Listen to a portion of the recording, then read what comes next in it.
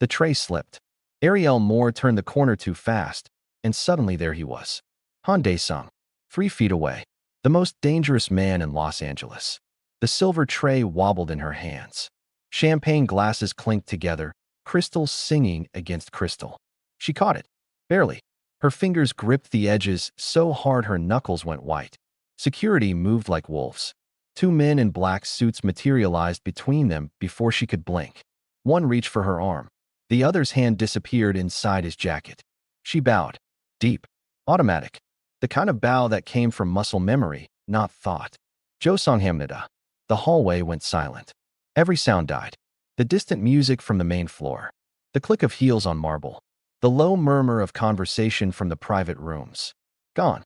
All of it. Ariel's brain caught up 3 seconds too late. Her stomach dropped through the floor. She'd just apologized in perfect Korean. Gyeongsang dialect. The formal kind you learned from grandmothers in Busan, not from language apps or college courses. The ivory cane in Daesung's hand stopped mid-tap against the marble floor. His eyes locked onto hers. Dark. Sharp. The kind of eyes that had watched men die and felt nothing. Where did you learn to speak like that? His voice cut through the silence like a blade. Sharp. Suspicious. Deadly. Ariel kept her eyes down. Protocol. Respect. Survival. Her heart hammered against her ribs so hard she thought everyone could hear it, but her voice came out steady. From someone who saved my life. She didn't wait for permission. She turned and walked through the service door, the one marked staff only, in English and Korean. Behind her, she heard Daesung's son whisper urgently in Korean. Abioji, who is she? The door swung shut before she heard the answer. One wrong word. 5 seconds. And the deadliest man in LA knew she was lying. She wasn't supposed to speak Korean. She wasn't supposed to exist. For 10 years, she scrubbed their floors, poured their drinks, and stayed invisible. Until the moment she slipped. Now he's asking questions. And she's got answers that could burn his entire empire to the ground. Quick, smash that like button if you're ready for this. And comment right now where you're watching from. New York? Ottawa? Tokyo? London? Let's see how global we can get before this story ends. Let's go. In the kitchen, Ariel set the tray down on the stainless steel counter. Her hands shook now. The adrenaline hit all at once, flooding her system, making her fingers tremble and her breath come short. 10 years. She'd spent 10 years invisible in this city. 10 years scrubbing floors and cleaning toilets, and keeping her head down and her mouth absolutely shut. 10 years perfecting the art of being furniture, of being background noise, of being so unremarkable that people looked right through her. She'd just blown it in 5 seconds. The other kitchen staff moved around her like water flowing around a rock. They didn't see her distress. They never really saw her at all. That's what happened when you were black and female and wearing a housekeeper's uniform in a place like this. You became invisible, a non-person, something to be worked around but never acknowledged. Except she wasn't just a housekeeper. And Han Dae-sung had just figured that out. Maria, one of the other servers, bumped her shoulder as she passed. You okay? You look like you saw a ghost. I'm fine, Ariel said. You sure? Your hands are shaking. Just tired. Long shift. Maria nodded and moved on. She didn't push. Nobody here pushed. Everyone was too busy surviving their own shifts, their own problems, their own invisible lives. Ariel took a breath. Then another. She needed to think. She needed a plan. She could run. She had a go bag in her apartment. 3 fake IDs, 2 passports, $15,000 in cash taped under the bathroom sink. She'd planned for this. She always planned for this. She could be on a bus to Phoenix by midnight, in Mexico by morning, disappeared by the weekend. But she was so tired of running. 3 hours later, the club manager found her wiping down tables in the main hall. More. She turned. Diego stood there in his perfect suit, his tablet in hand, his expression unreadable. Yes, sir. Mr. Han requests your presence. Private dining room. 9th floor. Her stomach dropped. I'm scheduled to work down here until closing. Not anymore. He asked for you specifically. Why? Diego's expression didn't change. I don't ask Mr. Han why he does things. Neither should you. 9th floor. Now. He walked away. Ariel stood there, rag still in her hand, mind racing. This was it. Decision time. She could walk out the front door right now. Diego couldn't stop her. Security wouldn't care about a housekeeper leaving early. She could disappear into the LA night and never look back. But 10 years of work would be wasted. 10 years of planning. 10 years of getting close, building her cover, waiting for the perfect moment. And she was so close now. So close to him. She dropped the rag and headed for the elevator. The ninth floor was a different world, where the main club was all flash and noise and beautiful people pretending to have fun. The ninth floor was quiet power. Real money. Real danger. The elevator doors opened to a private lounge with floor-to-ceiling windows overlooking downtown Los Angeles. The city spread out below like a circuit board, lights glittering in perfect grids, thousands of lives being lived in ignorance of what happened up here. Han Dae-sung sat at the head of a long black table.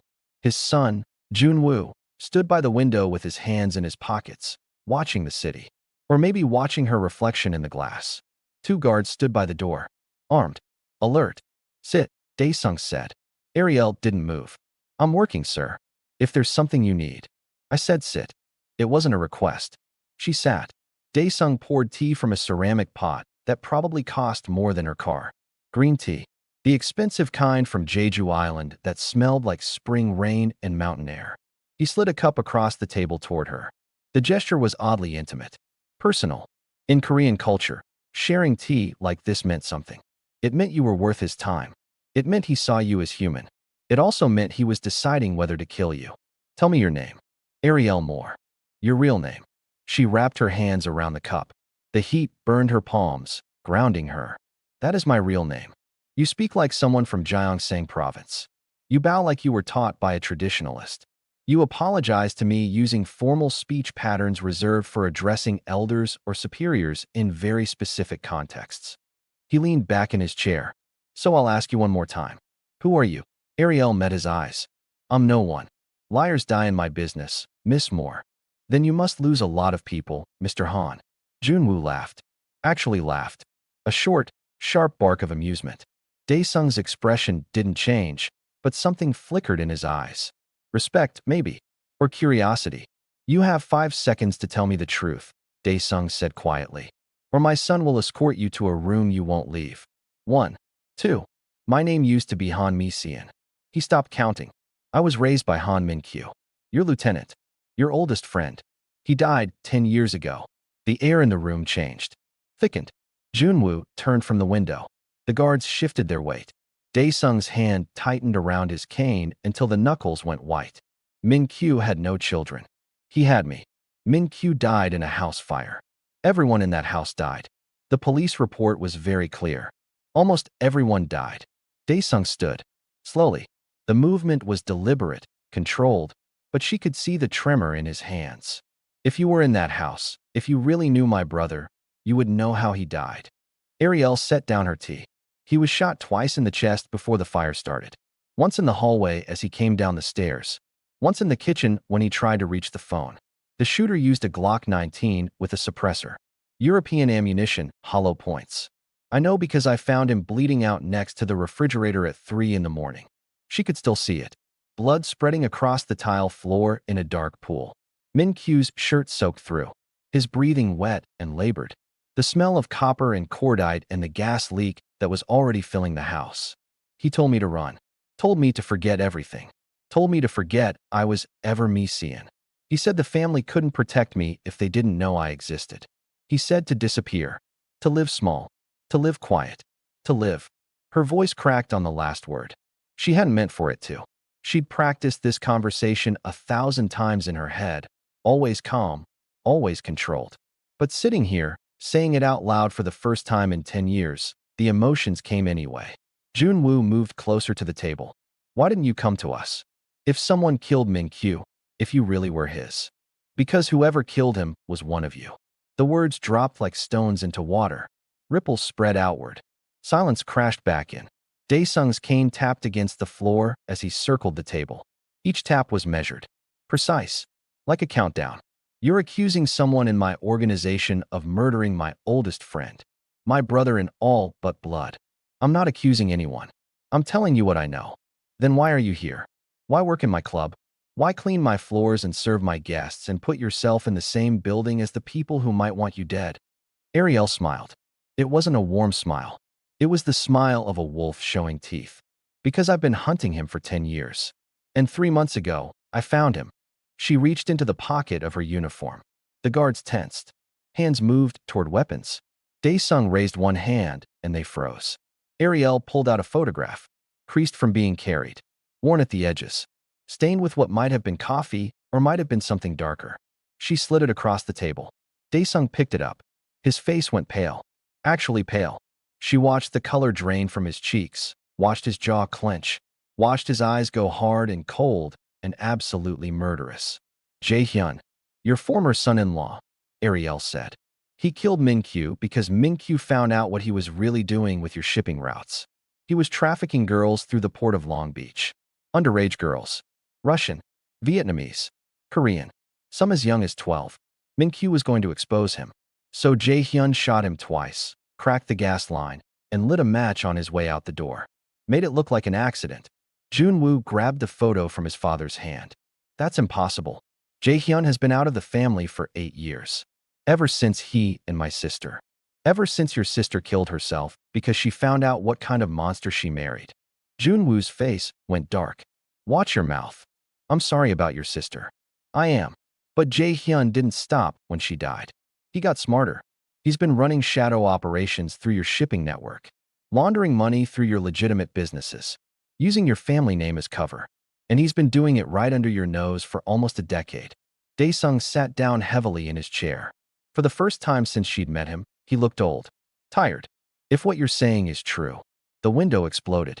Glass shattered inward like 1,000 knives catching the light. Ariel's body moved before her brain registered the sound.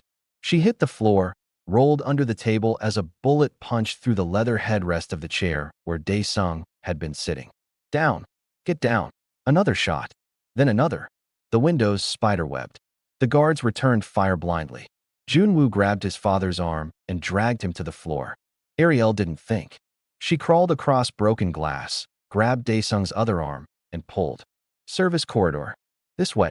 She kicked open the staff door and shoved them into the concrete stairwell. Gunfire echoed behind them. Shouts in Korean. The sound of boots on marble. Move. Go. She ran down the stairs 3 at a time, keeping one hand on Dae-sung's elbow to steady him. Jun-woo followed, his own gun out now, covering their backs. They hit the 7th floor, and she pulled them through another door into a kitchen service hallway. Staff scattered, screaming. She ignored them. Where are we going?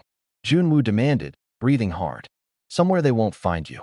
She led them through a maze of service corridors, past industrial dishwashers and storage rooms full of linens, past break rooms where off-duty staff played cards and smoked cigarettes, past the places where the invisible people worked, the places the rich and powerful never saw because they never bothered to look. She knew every inch of this building, every exit, every camera blind spot, every place where sight lines broke and security gaps existed. They emerged in the underground parking garage. Ariel pulled a key fob from her pocket and clicked it. Lights flashed on a beat-up Honda Civic with primer spots and a crack in the windshield. Jun-woo stared at it. You've got to be kidding me. You want to argue about my car, or you want to live? We have an armored Mercedes, which they'll be watching. Get in. They got in. Ariel gunned the engine. The Civic coughed, sputtered, and roared to life. She peeled out of the garage, tires squealing on concrete. She drove like she'd learned in the docks of Busan, weaving through traffic, running lights, taking turns too fast. She used every trick Min-kyu had taught her. Double backs, false trails, side streets and alleys that didn't appear on GPS. No one followed. Or if they did, she lost them. 20 minutes later, she pulled into an alley behind a beauty supply store in Koreatown. Neon signs in Korean advertised hair products and cosmetics. The smell of fried chicken drifted from a restaurant next door. She parked behind a dumpster, killed the engine, and turned around in her seat. Dae-sung was breathing hard. His face was gray. Sweat beaded on his forehead. Who were they? Jae-hyun's people. He knows I'm close. He's cleaning up loose ends. Jun-woo still had his gun in his hand. He pointed it at her. Not threatening. Just ready. How do we know you didn't set this up? How do we know this isn't some kind of play? If I wanted you dead, I'd have let the sniper finish his work and walked away clean. Maybe you want leverage. Maybe you want money. Maybe. I want Jae-hyun. Why? The question hung in the air between them. Ariel met Jun-woo's eyes. Because he killed the only person who ever treated me like I mattered. Because he took away the only home I ever had. Because I was 14 years old and I watched the man who saved my life bleed out on a kitchen floor while I hid in a cupboard like a coward. Her voice was steady, cold. Now get out of the car. We're not staying here. She led them up a narrow staircase that smelled like cigarettes and old cooking oil. The building was old, the kind of place where Korean grandmothers lived out their retirement above family businesses. 3 deadbolts on her door. She unlocked them all. Inside, the apartment was small. 1 room, kitchenette, bathroom. Exactly what you'd expect from someone living on a housekeeper's salary. Except for the wall. Junwoo saw it first. His gun lowered slowly. What the hell is this? The entire west wall was covered. Photos, maps, documents, bank statements, shipping manifests, red string connecting faces to names to places to money. 10 years of obsessive research organized like a murder board. Like a shrine. Like madness made methodical. At the center, larger than all the rest, was a photo of Han Jae-hyun. His face marked with red X's. His crimes listed in neat handwriting below. Ariel locked the door behind them. This is everything Min Kyu taught me. How to track money. How to follow ghosts. How to find people who don't want to be found. Daesung moved closer to the wall. His finger traced a line of red string from Jae-hyun's photo to a web of offshore accounts in Panama. You've been building a case. I've been building a weapon. She pulled down a folder from the top of a filing cabinet and handed it to him. The folder was thick, organized, every page marked with tabs and notes. Jae-hyun's been using shell companies in Panama to move money. 3 warehouses in Long Beach. 2 in San Pedro. 1 in San Diego. He brings in shipping containers marked as auto parts. Inside are girls. He sells them to buyers in Las Vegas, Seattle, Vancouver. Sometimes private clients. Sometimes to other trafficking networks. He's made $43 million in the last 3 years alone. Junwoo took the folder and started flipping through it. His jaw tightened with each page. This is incredibly detailed. How did you get this? I worked in his warehouses. I cleaned his offices. I served drinks at his private meetings. I followed his associates. I documented everything. She pulled out another folder. These are bank records showing wire transfers. These are shipping manifests with discrepancies. These are testimonies from 3 girls who escaped and were willing to talk to me off the record. This is a recording of Jae-hyun discussing a shipment. And this. She pulled out a small flash drive. This is security footage from one of the warehouses showing him personally overseeing a delivery of 20 girls from Vladivostok. The youngest was 11. Daesung's hands shook as he took the flash drive. Why didn't you take this to the police? Ariel laughed. It was a harsh sound. Bitter. The police? Mr. Han, half the Port Authority is on Jae-hyun's payroll. He's got cops, customs officials, judges in his pocket. I tried going to the FBI 2 years ago. My contact disappeared 3 days later. They found him in the harbor with his throat cut. She pointed to a newspaper clipping on her wall. This is him. Agent Marcus Webb, 42 years old. Married. 3 kids. He believed me. And he died for it. So you've been doing this alone. I've been surviving alone. There's a difference. Junwoo set down the folder. His gun was finally holstered. So what do you want from us? I want access. Resources. I want to hit him where it hurts. Freeze his accounts, shut down his operations, arrest his people. And I want him alive when it's done. Why alive? Because dead men don't suffer. Because I want him in a cage. I want him to wake up every day in a cell knowing he lost. Knowing a girl he thought died in that fire is the reason his empire burned. Daesung studied her face for a long moment. You're not doing this for justice. I'm doing this for Min Kyu. That's revenge. Call it whatever you want. Are you going to help me or not? The old man was quiet. He walked to the window and looked out over Koreatown. The neon signs. The street vendors. The everyday people living everyday lives. My brother, he said quietly, told me once that he'd found something precious in the ashes. I asked him what he meant. He smiled and said he'd found a daughter. I thought he was speaking metaphorically. Min Kyu never married. Never had children. I assumed he meant he'd taken on an apprentice. Someone to mentor. He turned to look at her. He never told me you were real. He never told me your name. But he changed after he found you. He became gentler, more careful. He talked about getting out of the business, starting something clean, something legitimate. He wanted to build something better. Ariel's throat tightened. He wanted to take me to university. He had applications printed out. He was teaching me to cook, teaching me to drive, teaching me how to be normal. And Jae-hyun took that away. Jae-hyun took everything away. Dae-sung nodded slowly. If what you say is true, if Jae-hyun has been using my family name to traffic children, then he has dishonored us all. He has spat on everything we built. That cannot stand. Junwoo moved to stand beside his father. We'll need proof that holds up in court. Real proof. Chain of custody. Witnesses willing to testify. I have proof. What I need is a way to get it into the right hands without disappearing the next day. We have contacts, Junwoo said. Federal prosecutors. People who owe us favors. People who aren't corrupt. Are you sure about that? No one's ever sure. But we can try. Dae-sung extended his hand to Ariel. Then we work together. You give us Jae-hyun. We give you protection and access to resources. We do this the right way. Ariel looked at his hand. Then she shook it. The right way, she agreed. But I'm not doing this for your family. I'm doing this for mine. For the next 3 days, they worked. Ariel showed them everything. Every document. Every recording. Every witness. Junwoo brought in forensic accountants who verified the money trails. Dae-sung made careful phone calls to federal prosecutors he'd known for 20 years, people who remembered favors, people who wanted to make their careers on a case like this. They moved fast. Locked down warehouses. Froze bank accounts in 3 countries. Arrested 7 of Jae-hyun's lieutenants. Cut off his supply lines. Strangled his cash flow. The net tightened. On the 4th night, they got word. Jae-hyun was moving. He'd be at a nightclub in downtown LA, private party. Invitation only. Heavy security. It was a trap or an opportunity.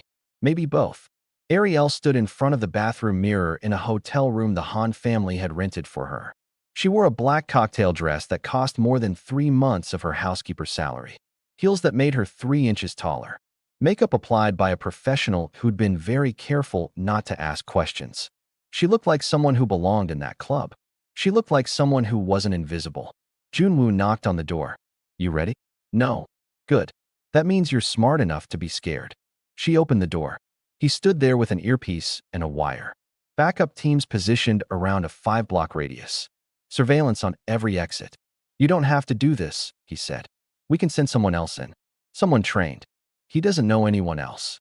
He won't react to anyone else. He might recognize you. It's been 10 years, but I'm counting on it. The club was called Eclipse. All chrome and glass and beautiful people pretending the world outside didn't exist. Music pounded through the walls. Bodies moved under colored lights that turned everyone into shadows. Ariel walked through the crowd like smoke. She'd worked places like this. She knew how to blend, how to move through spaces without being remembered.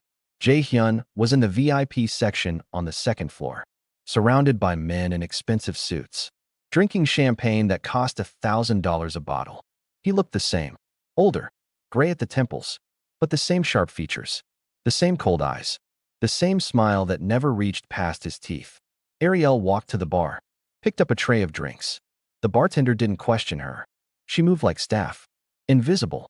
She approached the VIP section. A guard stopped her. Private area. She smiled. Demure. Professional. Mr. Han ordered Grey Goose. I'm just delivering. The guard looked back at Jae-hyun. Jae-hyun waved him off without looking up from his conversation. Ariel walked to the table, set down the tray, started pouring drinks with practiced efficiency. Anything else, sir? Jae-hyun glanced up. No, you can. He stopped. His eyes widened. Just for a second. Then narrowed. She saw the moment he recognized her.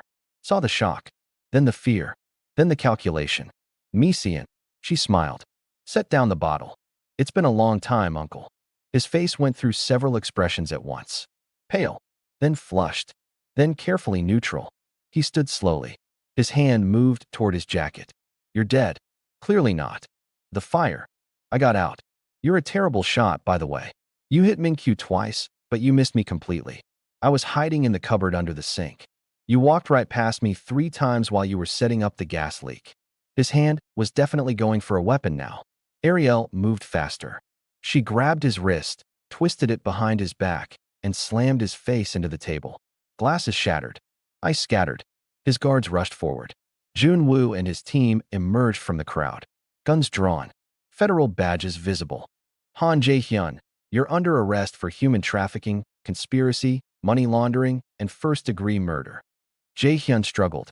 Blood ran from his nose where it had hit the table. He stared at Ariel with absolute hatred. You think this changes anything? You think anyone will care about some dead girls? You think you matter? Ariel leaned close. Close enough that only he could hear. I have everything. Every transaction. Every name. Every girl you sold. I have recordings. Video. Documents. Witnesses. And tomorrow morning, every news station in California is going to know exactly who you are and exactly what you did. Your face will be on every screen. Your name will be poison. And you'll spend the rest of your life in a cage, knowing that a girl you thought you killed is the reason your whole world burned. You can't prove. I already did. Federal agents moved in. They pulled Jae-hyun to his feet. Read him his rights in clear, loud voices. The music stopped. The crowd backed away. Phones came out. Cameras flashed. This was public. This was visible. This was real. Ariel stepped back. Her hands were shaking now. Adrenaline crash. Junwoo appeared at her side. You good? Yeah. She took a breath. Yeah, I'm good. They walked out together. Behind them, Jae-hyun screamed threats that no one would remember by morning. 2 months later, Ariel stood in front of the floor-to-ceiling windows in Daesung's office. The city stretched out below, bright, alive, morning sun turning the buildings gold. The trial starts next week, Daesung said behind her. His voice was stronger now, steadier. The prosecution is calling over 50 witnesses. The evidence you provided has been verified by 3 independent sources. They're calling it the biggest human trafficking case in California history. Good. Jae-hyun's lawyers are trying to make a deal. The DA isn't interested. They want the maximum sentence. Good. The family is shutting down all remaining illegal operations. Junwoo is transitioning us into legitimate business. Real estate. Tech investment. Clean money. It's going to take years, but we're committed to it. That's not my problem. We'd like it to be. She turned. Daesung was holding a folder. He set it on the desk between them. We want you to lead our intelligence division. External operations. Security. Corporate research. All of it clean. All of it legal. You'd have resources. A real salary. Protection. A chance to use everything Min-kyu taught you for something good. Ariel picked up the folder. Flipped through it. The offer was generous. More than generous. Salary with 6 figures. Benefits. Autonomy. Why? Because Min-kyu was right about you. You're brilliant. You're relentless. You don't give up. And you deserve better than scrubbing toilets and hiding in the shadows. She set the folder down, reached into her pocket, pulled out a small silver pendant on a thin chain. Min-kyu had given it to her on her 14th birthday, 2 weeks before he died. A tiny Korean character for strength. She'd worn it every single day since. Hidden under her shirts. Against her skin. A reminder. I spent 10 years becoming invisible, she said quietly. I learned every corner of this city that people like you never see. I learned how to disappear. How to survive on nothing. How to be so small and so quiet that the whole world forgot I existed. She closed her hand around the pendant. I won't disappear again. But I won't belong to the darkness either. Daesung nodded slowly. Then what will you do? I'll work with you. Not for you. I'll help you build something clean. I'll use what I know to keep you legitimate. To make sure you never become what Jae-hyun was. But I'm not family. I'm not a soldier. I'm not anyone's weapon. She looked at the pendant one more time. Then carefully, deliberately, she took off the chain and set it on the desk. I'm just someone who's done hiding. That's acceptable. She smiled. Actually smiled. It felt strange on her face. Good. Junwoo appeared in the doorway. The lawyers are here. They need your signature on the victim testimony releases. I'll be right there. Ariel picked up her bag. Walked past them both. Down the hallway of the building she used to clean. Past the rooms where she used to be invisible. The elevator took her down to the lobby. She walked through the front doors. Outside, the sun was bright. Warm on her skin. She stood on the sidewalk and just breathed for a moment. Cars passed. People walked by with coffee and briefcases and lives full of ordinary problems. No one looked at her twice. But this time it felt different. This time she wasn't hiding. She wasn't furniture. She wasn't background. She wasn't the help. She was just Ariel Moore, formerly Han Mi-sian, housekeeper, survivor, hunter, a woman who'd spent 10 years in the shadows learning how to see in the dark, and now she was choosing daylight. Not as a maid. Not as a ghost. Not as a weapon. Just as herself. For the first time in 10 years, that was enough. Drop a like if that ending hit different. Comment your country. I want to see 50 different places before you click away. And if you're not subscribed, fix that. We've got stories that'll keep you up at night. Still here? Good. Binge the entire channel. Every story hits harder than the last. Trust me. She chose daylight. What are you choosing? Next story drops soon. Don't miss it.